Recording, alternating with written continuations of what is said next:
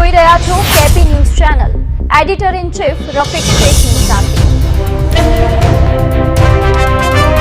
No drugs in society અભિયાન અંતર્ગત પ્રતિબંધિત મેફેડ્રોન ડ્રગ્સનું વજન 4.170 ગ્રામ જથ્થા સાથે બે ઇસમોને પકડી પાડી એનડીપીએસ એક્ટ મુજબ કાર્યવાહી કરતી મૈદરપુરા પોલીસ.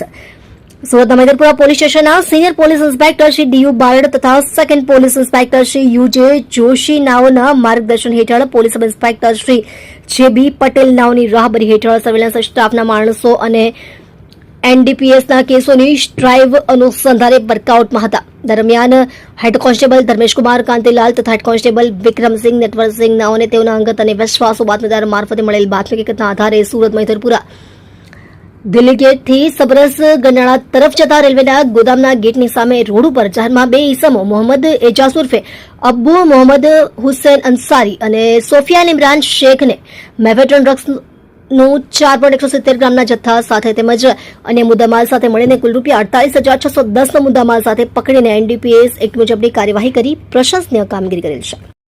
તમે જોઈ રહ્યા છો કેપી ન્યૂઝ ચેનલ રફીક શેખની સાથે.